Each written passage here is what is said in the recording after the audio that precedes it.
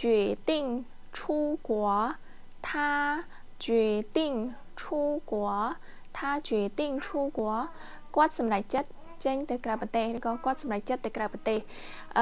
អ្នកនរគ្នាងាយស្រួលណាឧទាហរណ៍ថាបុគ្គលម្នាក់ហ្នឹងគាត់ចង់ទៅក្រៅប្រទេសប៉ុន្តែគាត់អត់ទាន់សម្រេចចិត្តច្បាស់លាស់ហើយថាត្រូវទៅឬក៏អត់ចឹងណាដល់ពេលគិតចុះគិតឡើងចុងក្រោយគឺគាត់សម្រេចចិត្តទៅក្រៅប្រទេសតែម្ដងអ្នកខ្លះគាត់ទៅក្រៅប្រទេសដើម្បីធ្វើការឬក៏អ្នកខ្លះទៅរៀនអីចឹងណា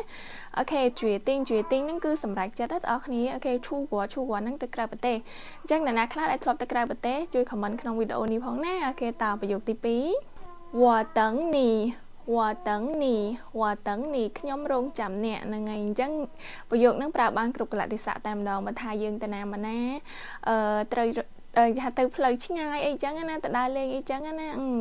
យើងប្រវត្តិមិត្តភ័ក្តិទៅអីចឹងណាហើយក៏ណាត់គ្នាថាមកប៉ុណ្ណេះអញ្ចឹងហើយមិត្តភ័ក្តិយើងក៏ថាចាពួកម៉ារៀងលែតិចណាអូខេយើងថាអត់អី我等你没事的អត់អីខ្ញុំរងចាំអ្នកអត់អីបញ្ហាទេងាយស្រួលតប្រយោគទី3我可以问一下吗我可以问一下吗តើខ្ញុំអាចសួរបន្តិចបានទេ可以នឹងអាចណាវ៉ុនហ្នឹងគឺសួរដល់គ្នាណា W ហ្នឹងមានសលេង O មួយសលេង W មួយយើងចង់អានវ៉ុនក៏បានអានវ៉ុនក៏បានណា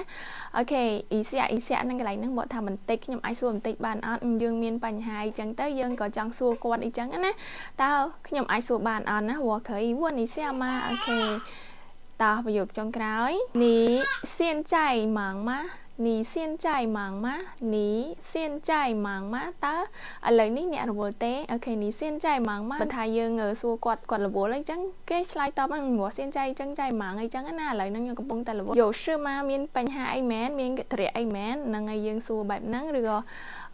ចាថាជាសំណួរចម្លើយដែលយើងអាចឆ្លើយឆ្លងបានណាអូខេអញ្ចឹងថ្ងៃហ្នឹងមេរៀនយើងងាយស្រួលណាចាំជួបគ្នាវីដេអូក្រោយណាបើចង់រៀនឆាតមកលាស៊ឺ